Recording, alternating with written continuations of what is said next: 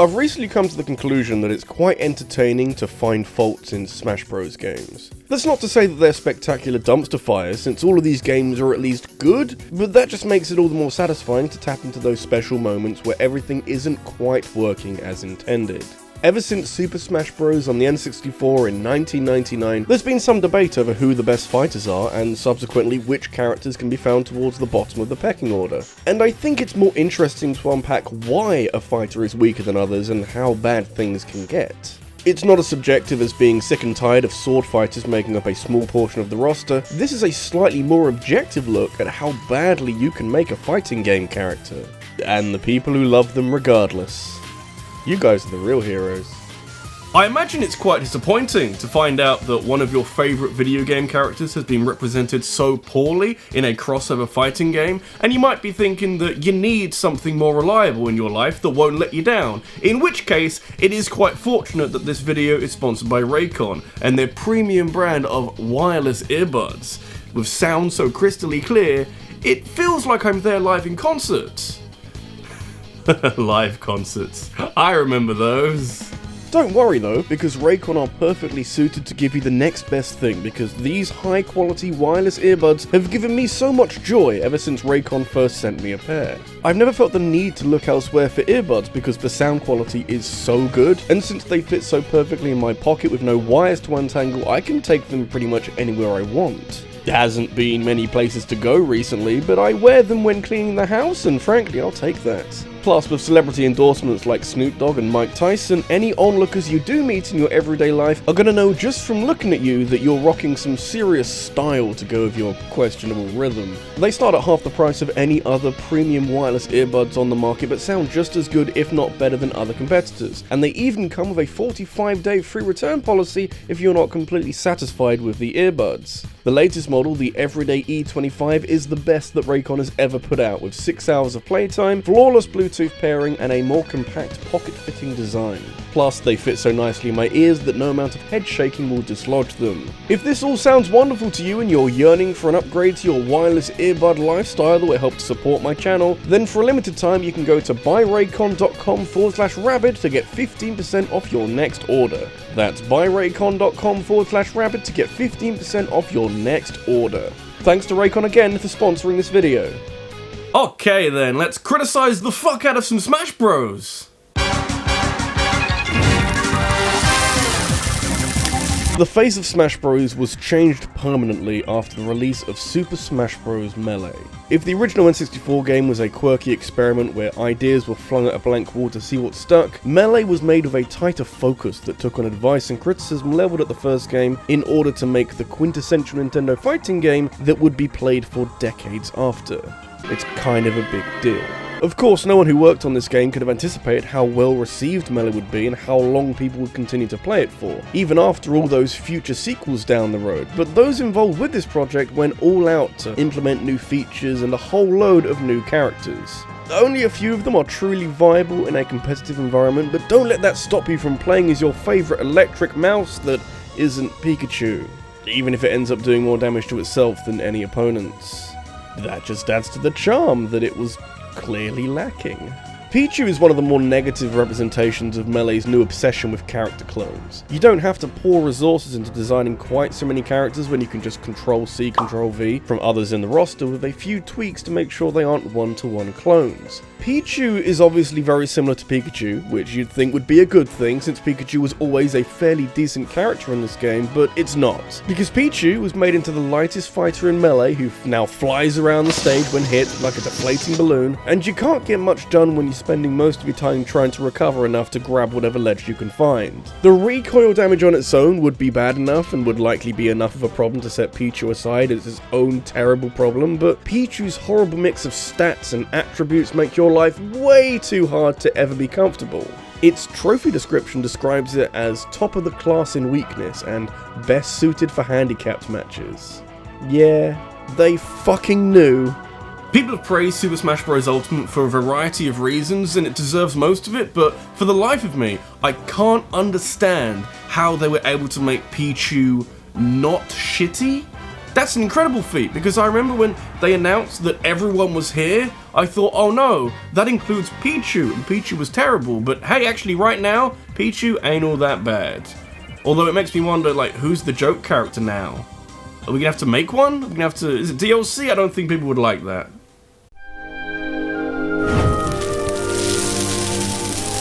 So if we can all accept that Pichu is Melee's joke character, then by your logic, Pichu should be the weakest and worst character in the game? That would make sense, and was likely the intention when the devs were designing how all the fighters would interact with each other, but who's to say that all characters were created equally?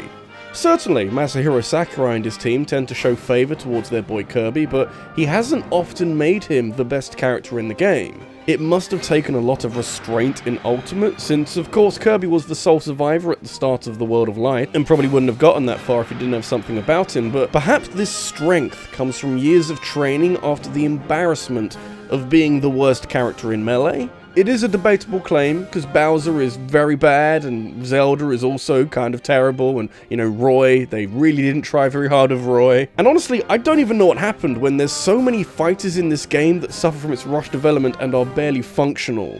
When you're making Game & Watch look good, you need to stop and reconsider your life choices. It's easy for Kirby to be the gimmick character in the roster, and frankly any fighter who can absorb the neutral special of any other opponent in the game is pretty close to being goddamn gimmicky, but they need to just work on the moveset a bit more and flesh out some of Kirby's other strengths to make it not just the entire focus of the character. The devs couldn't quite get that one together in time for the release of Melee, and so the actual result is that Kirby's a bit of a joke character, and not really much of a funny one either. I try not to pay too much attention to tier lists at the best of times, but I've always found it a bit strange that Kirby can be found at the bottom of most Melee tier lists. Then I think about it a bit, and everything clicks into place as I remember the times I spent doing no damage and struggling to KO opponents, and it dawns on me that Kirby is all spectacle and zero substance. You get catfished into thinking that Kirby is really powerful since he can shoot arrows and throw out falcon punches, but in regular combat, he's pathetically weak for the god-slaying monstrosity he is in his own games. People will point to gimping tools like Kirby-side, where you leap off the stage with an opponent in your mouth, or use his back throw to suplex to the same effect, but they can just mash out of both of those, and then that's basically all that Kirby's got. He's too weak to do damage, too light to stay on the stage for too long, and too ill-equipped in his moveset to find a special niche. If you're making Pichu look more viable, then you need to stop and rethink things. And clearly make him the main protagonist of a future game's story mode. Name a better glow-up, I dare you.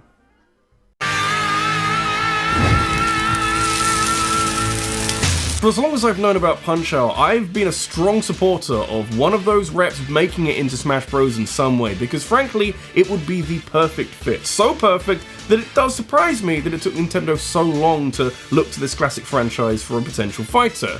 It doesn't matter now, because Little Mac is here and he's a valued addition to the roster, and definitely not a waste of anyone's time to actually sit down and play with him.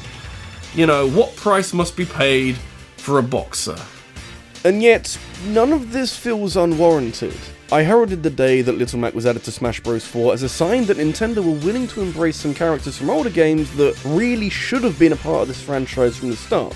And it is immensely satisfying seeing a fighter fit so well among a roster for their natural abilities. Does boxing translate well to a fighting game where half the characters have swords and ranged attacks? I mean, kinda no, but Little Mac is a bit of a powerhouse at close range to make up for it, and can rack up damage very quickly without having to try too hard, so, you know, that'll do. Except it won't, because there's this little thing in Smash Bros called spacing, which is all about gauging the distance to your opponent and being aware of your position relative to their moveset. Quite hard to space with a character who has to be close to everyone all the time. In both Smash Bros. 4 and Ultimate, Little Mac is the most fragile of glass cannons, with a playstyle that is so incredibly predictable that he is easily countered most of the time.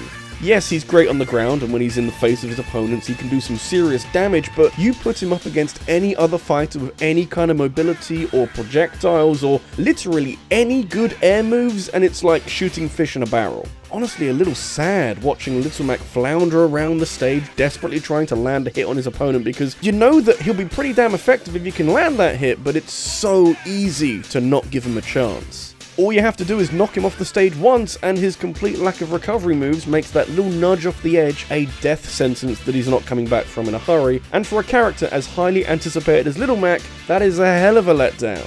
Problem is that I don't know what you could do to fix this, because he's a boxer. He's not like to sprout wings and suddenly have a better air game for no reason, and he's going to have to get used to a life of mediocrity and propping up tier lists.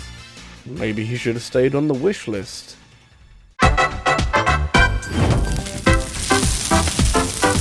Considering Smash Bros.' impressive history in the year 2021 AD, returning to the original game on the N64 is a wild ride to say the least. The 2 billion playable characters of Ultimate seem light years away when you're stuck with just 12 of them, and with key mechanics like side specials, spot dodges, charged smash attacks all missing, it feels completely different to the Smash Bros. Of nowadays. It's not horrendously broken or anything, but you can tell that it doesn't have 20 years of experience to call on for character balance, and so you end up with characters who can't recover properly and fighters who can combo some poor sucker into surrendering their stock with minimal effort. Plus, this game was made at a time when Nintendo was still being unnecessarily cruel to Luigi, so while he can count himself lucky that he made the cut as an unlockable character, the same can't be said for his moveset that inevitably borrows heavily from Mario, but with the added caveat that Luigi doesn't deserve anything nice.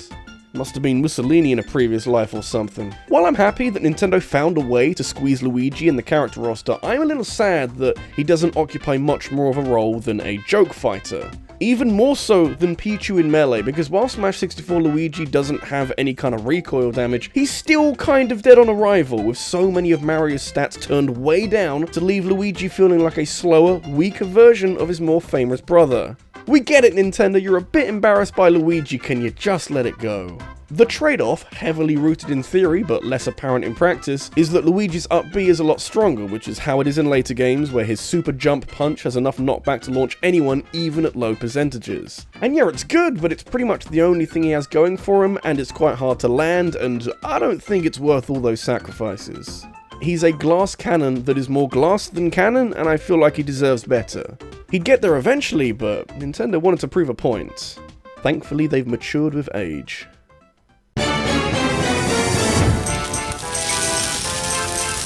This has been a fun video to make because it's not something I usually think about. I suppose knowing the worst fighter in a game is good knowledge to have, but sometimes you don't need a video that outlines it all for everyone to see, because Super Smash Bros. Brawl is perhaps the least balanced game in the franchise, with Meta Knight strolling around like he owns the place, on top of a pile of confusing metaphors that I can't quite work out in order to tell you that Ganondorf is comfortably the worst character in any Smash Bros. Game. That hasn't always been the case, since he's had some decent success in Melee and carved out a small niche for himself in Smash Bros. Ultimate, but Brawl is a completely different, significantly more tragic story.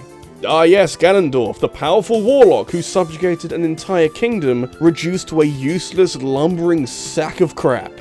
He ain't conquering anywhere in a hurry. Smash Bros. Has already done Ganondorf dirty by making a modified clone of Captain Falcon, but things have never gotten as desperate as they were in those Brawl days. With hindsight, I actually can't believe how pointless Ganon is in this game, because while he's packing a ton of strength, he is by far the slowest character in the game, and is frequently punished into oblivion and beyond by any moderately competent fighter before he's had the chance to land any attacks. The changes made in Brawl don't exactly suit slow characters, and it leaves Ganondorf with the speed of a glacier and the mobility of a container ship. Wait, no, what are you doing?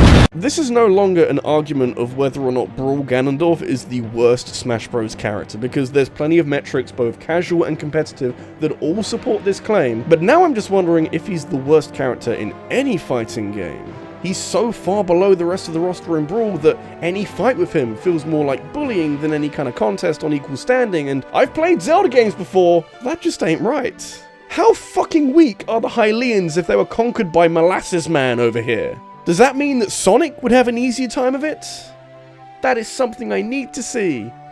This is RabbidLuigi, and putting Ganondorf from Brawl at the top of this video is one of the most confident #1 picks I've ever done in all my time on YouTube, to the extent that it's now not a question of if he's the worst character in Smash Bros. I'm now wondering if Nintendo and Sakurai and everybody who worked on this game knew what they were doing, because he should be so much more stronger, so much more capable than he is in this game. You know he does magic, right? Magic, last time I checked, magic ain't slow.